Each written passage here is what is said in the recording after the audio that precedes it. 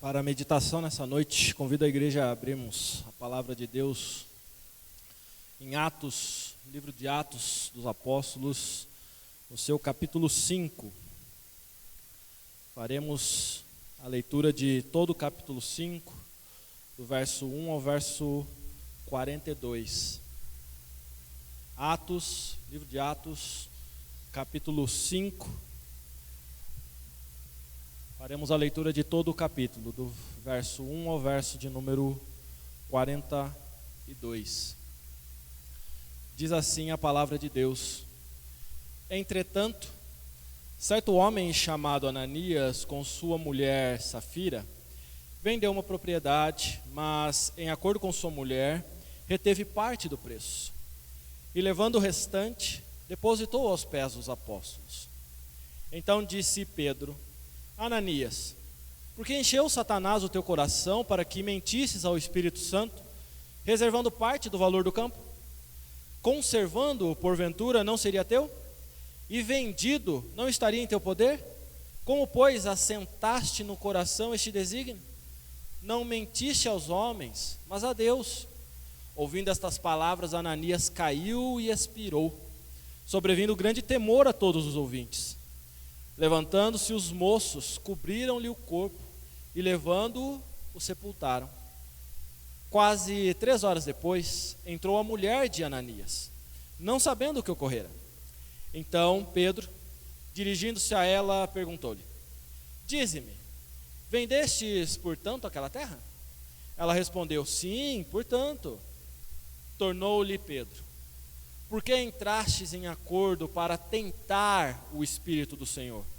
Eis aí à porta os pés dos que sepultaram o teu marido, e eles também te levarão. No mesmo instante, caiu ela aos pés de Pedro e expirou. Entrando os moços, acharam-na morta, e levando-a, sepultaram-na junto do marido. E sobreveio grande temor a toda a igreja e a todos quantos ouviram a notícia destes acontecimentos. Muitos sinais e prodígios eram feitos entre o povo pelas mãos dos apóstolos, e costumavam todos reunir-se de comum acordo no pórtico de Salomão. Mas dos restantes, ninguém ousava juntar-se a eles. Porém, o povo lhe tributava grande admiração. E crescia mais e mais a multidão de crentes, tanto homens quanto mulheres, agregados ao Senhor, a ponto de levarem os enfermos até pelas ruas e os colocarem sobre leitos e macas, para que, ao passar Pedro, ao menos a sua sombra se projetasse em algum deles. Afluía também muita gente das cidades vizinhas a Jerusalém, levando doentes e atormentados de espíritos imundos, e todos eram curados. Levantando-se, porém, o sumo sacerdote e todos os que estavam com ele, isto é, a seita dos saduceus, tomaram-se de inveja, prenderam os apóstolos e os recolheram à prisão pública. Mas, de noite, um anjo do Senhor abriu as portas do cárcere e conduziu-os para fora, lhes disse: Ide, e apresentando-vos no templo, dizei ao povo todas as palavras desta vida. Tendo ouvido isto, logo ao romper do dia, entraram no templo e ensinavam. Chegando, porém, o sumo sacerdote e os que com ele estavam, convocaram o sinédrio e todo o senado dos filhos de Israel e mandaram buscá-los no cárcere. Mas os guardas, indo, não os acharam no cárcere, e tendo voltado, relataram, dizendo: Achamos o cárcere fechado, com toda a segurança, e as sentinelas nos seus postos, junto às portas, mas abrindo-as, a ninguém encontramos dentro. Quando o capitão do templo e os principais sacerdotes ouviram estas informações, ficaram perplexos a respeito deles e dos que viria a ser isto, e do que viria a ser isto. Nesse interim, alguém chegou e lhes comunicou: Eis que os homens que recolhestes no cárcere estão no templo ensinando o povo. Nisto, indo o capitão e os guardas, os trouxeram sem violência, porque temiam ser apedrejados pelo povo. Trouxeram-nos, apresentando-os ao sinédrio. E o sumo sacerdote interrogou-os, dizendo: expressamente vos ordenamos que não ensinasseis nesse nome. Contudo, encheste Jerusalém de vossa doutrina, e quereis lançar sobre nós o sangue desse homem. Então Pedro e os demais apóstolos afirmaram: antes importa obedecer a Deus do que aos homens. O Deus de nossos pais ressuscitou a Jesus, a quem vós matastes, pendurando-o no madeiro. Deus, porém, com a sua destra, o exaltou a príncipe e salvador, a fim de conceder a Israel o arrependimento e a remissão de pecados. Ora, nós somos testemunhas destes fatos, e bem assim o Espírito Santo que Deus outorgou aos que lhe obedecem. Eles, porém, ouvindo, se enfureceram e queriam matá-los, mas levantando-se no sinédrio um fariseu chamado Gamaliel, mestre da lei, acatado por todo o povo, mandou retirar os homens por um pouco e lhes disse: israelitas, atentai bem no que ides fazer a estes homens, porque antes desses dias se levantou Teudas, insinuando ser ele alguma coisa, ao que se agregaram cerca de 400 homens, mas ele foi morto, e todos quantos lhes prestavam obediência se dispersaram e deram em nada. Depois desse, levantou-se Judas, o galileu, nos dias do recenseamento, e levou muitos consigo. Também este pereceu, e todos quantos lhe obedeciam foram dispersos. Agora vos digo: dai de mão a estes homens, deixai-os, porque se este conselho ou esta obra vem de homens, perecerá. Mas se é de Deus, não podereis destruí-los, para que não sejais porventura achados lutando contra Deus. E concordaram com ele. Chamando os apóstolos, açoitaram-nos e, ordenando-lhes que não falassem em o nome de Jesus, os soltaram. E eles se retiraram do sinédrio, regozijando-se por terem sido considerados dignos de sofrer afrontas por esse nome. E todos os dias, no templo e de casa em casa, não cessavam de ensinar e de pregar Jesus, o Cristo. Vamos orar mais uma vez? Pai, estamos diante da Tua palavra lida, e que possamos, ó Senhor Deus, ser confrontados e instruídos pelo Teu Santo Espírito. Que o Senhor possa, ó Pai, trazer tanto advertência quanto consolo aos nossos corações. É em nome de Cristo Jesus que nós oramos e suplicamos. Amém, Senhor. Meus irmãos, o texto é grande, mas eu acho que a mensagem vai ser curta, né? Não vamos passar versículo por versículo aqui, mas eu queria que nós tivéssemos um panorama dessa história, porque ela não é isolada.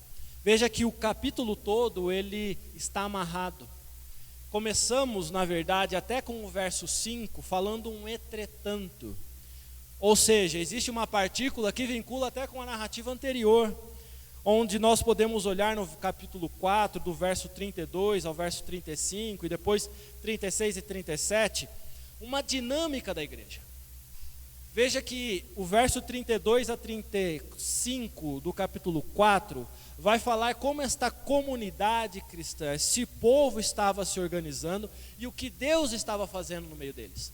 A ponto de, no verso 36 e 37, nós temos o destaque de Barnabé e de sua oferta.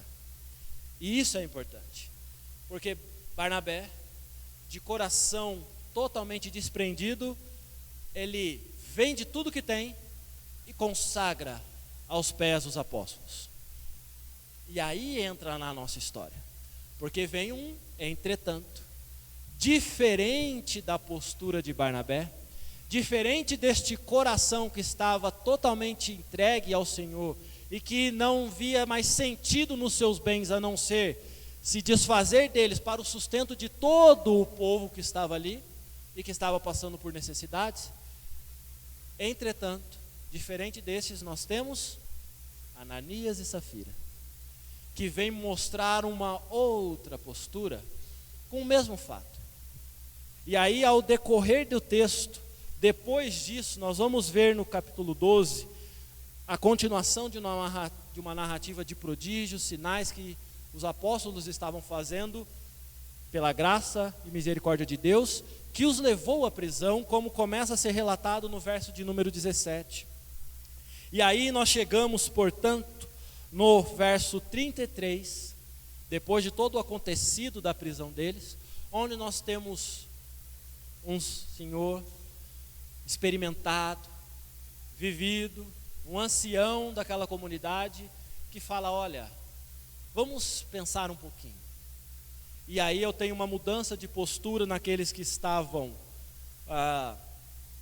procurando oprimir os discípulos, um pouquinho de mudança, porque nós percebemos que no verso 40 eles ainda vão dar algum castigo físico sobre os discípulos.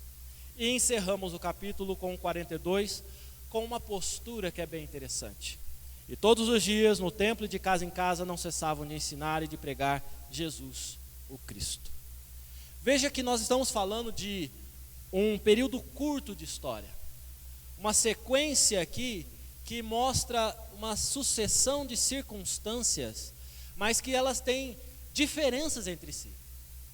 E eu gostaria de pensar, refletir com os irmãos sobre as circunstâncias da vida, assim como nós podemos olhar para as circunstâncias de Pedro e dos apóstolos, que da noite para o dia as coisas acontecem, e quando a gente vê, passou um monte de coisa, e que não tem uma significância pequena, mas são muito grandes.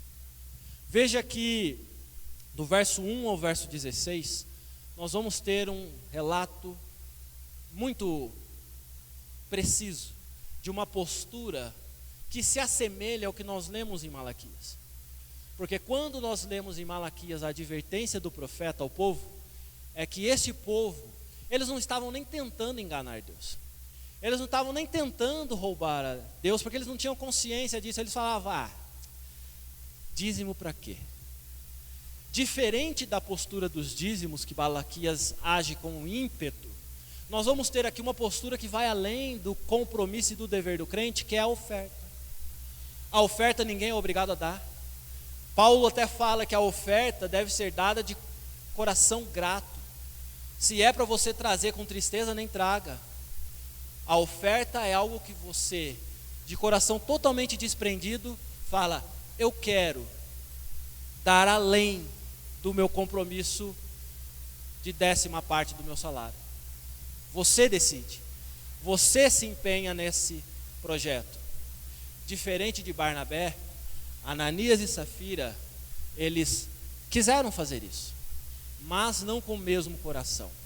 Porque como a comunidade estava ali passando por necessidades, e Barnabé tinha acabado de fazer um ato generoso, o que Ananias e Safira fizeram? Vamos ter a mesma glória de Barnabé, mas sem ter o coração de Barnabé. Vamos fazer ou colher os louros de pessoas que são desprendidas, que têm um coração grande, que estão preocupados com a obra, e vamos vender o nosso terreno, então, a nossa propriedade, mas vamos guardar um negocinho aqui para a gente. O problema não é eles guardarem uma parte, porque, como Pedro diz, a propriedade era deles. Ninguém forçou eles a fazerem nada.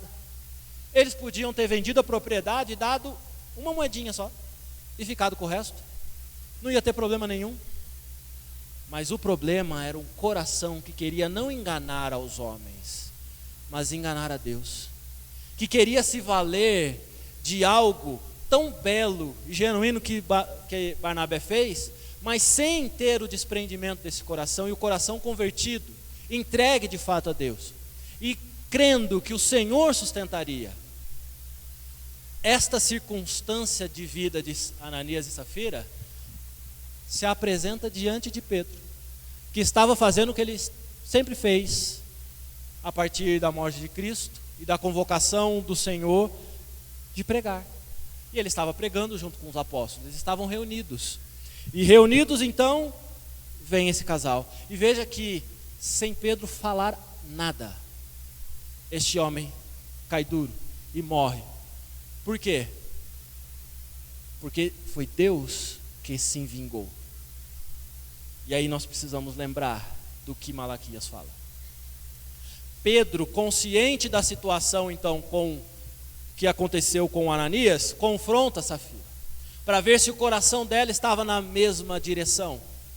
E infelizmente estava. E ela também cai morta.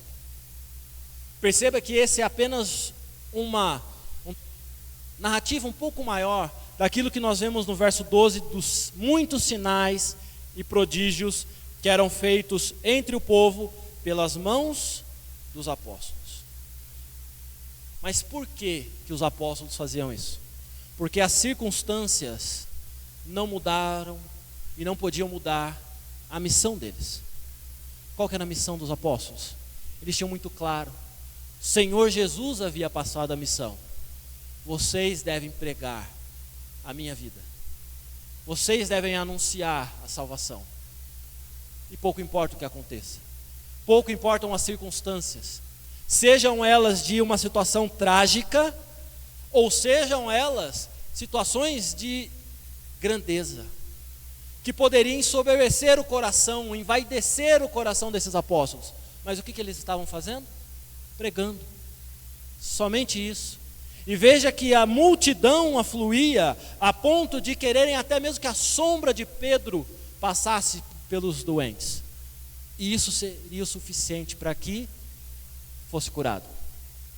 Ou seja, Pedro não estava parando para curar. As coisas aconteciam, porque ele sabia qual era a missão dele. Os apóstolos sabiam o que eles deveriam fazer. Primeira pergunta: qual é a sua missão? Você tem claro na sua mente qual é a missão que Deus tem para você? Não é ser apóstolo. Esta missão cessou. Mas qual é a missão que Deus tem para você? E em que medida as circunstâncias da vida têm impedido que você cumpra a missão do Senhor na sua vida? Mas antes você precisa primeiro saber qual é a sua missão, para depois refletir se você está cumprindo essa missão ou não, se você abandonou esta missão ou não. Mesmo a tragédia, ou diante da glória dos homens, estes apóstolos, eles tinham consciência de que independente da circunstância, seja ela boa ou ruim, a missão deles era pregar Jesus Cristo, Salvador. Nós vamos seguir com o texto para a segunda parte, que eu dividi como segunda parte, que começa no verso 17, porque nós temos de novo uma reviravolta na história. Veja que nós estamos falando de uma tragédia. Dessa tragédia nós vamos do verso 12 para o 16, onde há a exaltação do poder do Santo Espírito agindo por meio dos apóstolos na comunidade que estava ali, a ponto de nós termos um destaque no verso 12, de que eles estavam reunidos ali, o povo estava junto, mas, verso 13, dos restantes, ninguém ousava ajuntar-se a eles. Muito provavelmente pelo poder manifesto de Deus. As pessoas que não queriam ter compromisso genuíno com Deus se afastavam, não passavam nem perto. E a história de Ananias e Safira foi para testemunhar que esses homens apóstolos, eles tinham o poder de Deus para cumprir a missão deles. A partir do verso 17, cumprindo essa missão, nós temos uma outra circunstância. Essas pessoas, elas não estão sendo, os apóstolos, sendo procurados por todos para serem ensinados sobre Jesus. Pelo contrário, existe uma liderança forte ainda daquela comunidade dos fariseus e saduceus que perseguem os apóstolos, a ponto de falar: vocês estão proibidos de falar de Jesus Cristo. E como vocês não obedeceram, vocês vão para a cadeia. Eles prendem os apóstolos. O que eles não contavam? Com uma circunstância seguinte: que sem fazer nada, de dentro da cadeia, o Espírito do Senhor, o anjo do Senhor aparece, solta tudo e fala: sai. Nenhum soldado viu, Então imagine a cena, você soldado, à noite, olha para aquela cela, tem gente presa. E na hora que você vai soltar esses presos, não tem ninguém lá. E você fala, eu tenho certeza que eu não dormi, ninguém passou por aqui, mas como é que eles desapareceram? Como é que eles sumiram daqui? Imagine a situação dessas pessoas. Como que aconteceu isso? Como é que esses apóstolos passaram por essas pessoas, pelas cadeias e ninguém viu nada? Mas veja que o anjo do Senhor deu uma missão para eles. Ou melhor, reforçou a missão. Vocês vão sair daqui e vão continuar fazendo aquilo que vocês estavam fazendo. Pregando a Jesus Cristo. E tão logo raio o dia, para onde os apóstolos vão? Para o templo. Para fazer o quê? Pregar a Jesus Cristo. As circunstâncias, elas não determinam a nossa missão. Elas não impõem uma missão para nós, é o Senhor que coloca. Mas elas também não podem alterar a quem servimos. A gente precisa ter consciência de que as circunstâncias da vida não alteram o Senhor da missão, a quem nós servimos. Portanto, independente daquilo que esteja acontecendo na nossa vida, a missão continua. E o nosso serviço ao Senhor deve continuar. A servidão a Deus deve continuar. Se você acha que está difícil, imagine você pregar e ser preso porque você está pregando. Imagine você ter a ameaça de morte física, de fato, por pregar, por falar que Jesus Cristo é Senhor e Salvador. Só por isso. Imagine a sua vida estar a ponto de perigo de fato. Nós não passamos por isso. Nós nem sequer chegamos perto disso. Mas muitos passaram por isso. Muitos sofreram para cumprir a missão. Nós vimos de manhã a história de Neemias, um pouco de Neemias. Nós vimos a história de João Calvino. Na semana passada pudemos ver a história de Lutero. Homens que durante a reforma, pela graça de Deus, foram protegidos por um rei em determinado momento, porque se não fosse isso, eles seriam enforcados, queimados em praça pública. Mas eles não mudaram a missão deles. Eles não deixaram de servir apesar das circunstâncias. E se a primeira pergunta era qual é a sua missão, a segunda pergunta é: a quem você tem servido? Estes apóstolos, eles tinham muito certo a quem eles serviam, a ponto deles responderem aqueles que estavam os inquirindo: não mandamos vocês ficarem quietos, não mandamos vocês ficarem calados. Diz o verso de número 29, antes importa obedecer a Deus do que aos homens. A quem você tem servido? Ao Senhor de sua vida ou à sua vida? A quem você tem servido? Aos desejos do Senhor que lhe deu uma missão ou aos seus desejos que satisfazem o seu coração? A partir daí, nós vamos para o trecho final que fecha tudo isso. Porque quando nós olhamos para o verso de número 33 a 42, nós vamos ver que a providência de Deus, se já não bastasse colocar um anjo para livrá-los da prisão de forma sobrenatural, Deus levanta dentre aqueles que estavam perseguindo um senhor respeitado dentro dos fariseus, dentro daqueles que estavam senhores da lei, e ele fala: olha, deixa eu dar um conselho aqui, conselho bem simples. A gente já viveu tanta coisa, já tiveram vários nomes, várias pessoas que falaram que iam salvar, que iam ser isso e aquilo, mas morreram, e do nada assim, passou, acabou. Se essas pessoas que estão falando desse Jesus e desse Cristo forem como esses tais, o que a gente tem para fazer? Eles vão desaparecer como a poeira. Não tem nada que a gente possa fazer. Não vamos ficar dando palco, palanque para eles, não. Deixa eles irem, a coisa vai sumir. E é importante nós lembrarmos que, se não for isso, diz Gamaliel, aí nós estamos perdidos. Porque se nós atentarmos contra eles, e esta obra de fato for de Deus, a nossa briga não é com estes homens, mas é com Deus Todo-Poderoso. E ai de nós brigarmos com este Deus. Uma consciência pura e limpa da experiência, que mostra outra circunstância agora diante da vida desses apóstolos. Porque sem saber de nada, uma vez que eles foram convidados a se retirar, quando voltam, levam chibatada, levam açoites e ainda são repreendidos. Veja que os fariseus eles ainda cutucaram, aceitaram o conselho, mas foram lá e castigaram, torturaram os apóstolos e falaram: vocês calem a boca. Mas o que eles fizeram?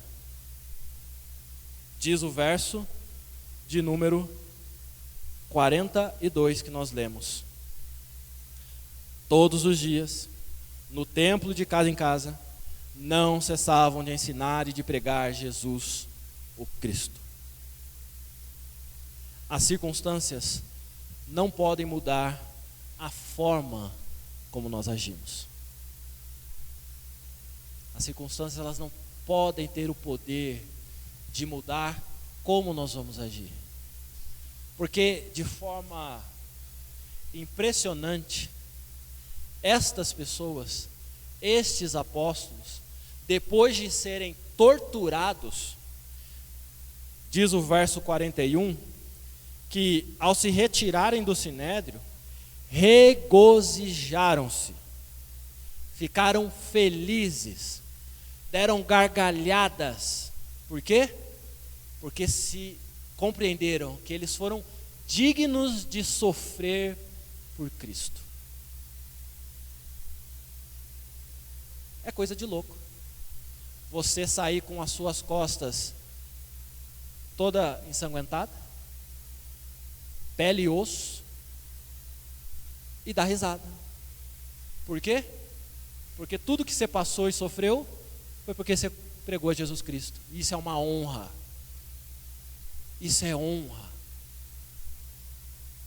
Percebe? Essa é a condição que os apóstolos estavam. E não somente isso, eles continuaram, porque eles sabiam qual era a missão, eles sabiam a quem eles serviam, e portanto, eles não mudaram a postura, continuaram agindo da forma como eles deveriam agir. Isso me leva à terceira pergunta: como nós temos agido? Como você tem agido diante das circunstâncias? Será que nós estamos nos entregando às circunstâncias? Lamentando não como o profeta chorão Jeremias fazia, não como os salmistas fazem ou fizeram, de lamentar-se a Deus, mas lamentar como lamúria, como se esquecêssemos que Deus cuida de nós, como se fosse Deus que nos tivesse tirado da escravidão do pecado e nos desse a glória eterna como presente.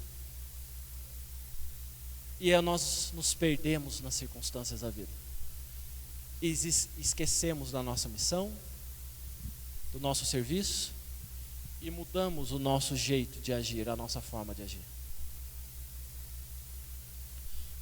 O texto é grande, prometi uma palavra curta, não sei se cumpri, mas o que eu sei é que, diante das circunstâncias, a missão não muda, o serviço não muda e a nossa ação não muda. Isso é algo que nós devemos aprender com os apóstolos e com Pedro, e com a história desta noite que nós lemos a palavra de Deus. Vamos orar? Pai bendito, te agradecemos, te louvamos e te bendizemos, porque temos a oportunidade, ó Pai, de refletirmos sobre a nossa vida quando confrontado pela Tua palavra e pelo Teu Santo Espírito. Temos a oportunidade, ó Senhor Deus, de olhar para nós mesmos, pelo exemplo, ó Pai, dos Teus servos santos como nós, mas que se mantiveram firmes, ó Pai, na missão que o Senhor deu. Reconheceram, ó Pai, e reafirmaram a servidão ao Senhor e não mudaram o seu modo de agir, mas pelo contrário, continuaram fazendo a Tua obra, apesar das circunstâncias da vida. Que possamos, ó Pai, pelo Teu Santo Espírito, ter a mesma intrepidez, coragem, ânimo e disposição. Que o Senhor possa, Senhor Deus, trabalhar nos nossos corações, porque de nós nada sairá, mas sabemos que é o Senhor quem nos dá todas as condições para isso. Que possamos nos voltar para Ti, ó Pai, tendo a certeza que sustento, a provisão, a libertação, o cuidado vem do Senhor. Que possamos descansar em Ti, ó Pai. É em nome de Cristo Jesus que nós oramos e agradecemos a ação do Teu Santo Espírito em nossas vidas. Amém, Senhor. Que Deus nos abençoe, irmãos, e que possamos, confrontados pela palavra, sempre atendemos ao chamado de Deus. Encerramos o culto deste momento, convidando os irmãos a se dirigirem ao salão social para que possamos ter mais um momento de conversa lá, de confraternização, ou não tem nada? E, olha lá, quando eu não convido, o povo fala, né, tá lá e me fala. Quando eu convido, não tem. Então, vamos descer lá para tomar uma água gelada, fresquinha, né? Porque está calor, tem bastante ventilador lá. Tá? Então, que Deus nos abençoe durante a semana. Agradeço a presença de algumas das pessoas que estão nos visitando. Não sei se pela primeira vez, temos ali no fundo, né? Temos aqui do lado também.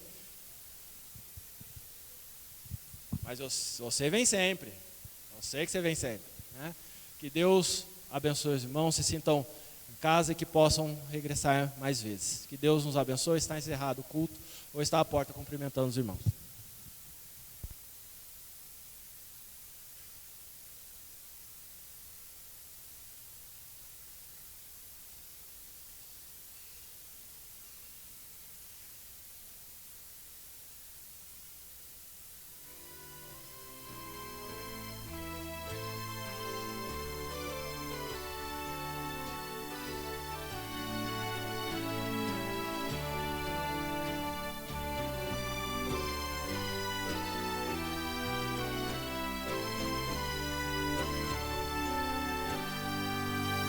Ceifeiros da seara santa, quão poucos fracos sois, mas forte é Cristo vosso Mestre. Avante, avante, pois, os que esperam no Senhor renovar-se-ão, crescerão, subirão até as alturas, correrão e sem fadiga andarão, sem se cansar. Correrão e sem fadiga andarão, sem se cansar. Voarão e nas alturas, como cansados, tristes, sem alento, deixai-vos de chorar. Se onipotente é vosso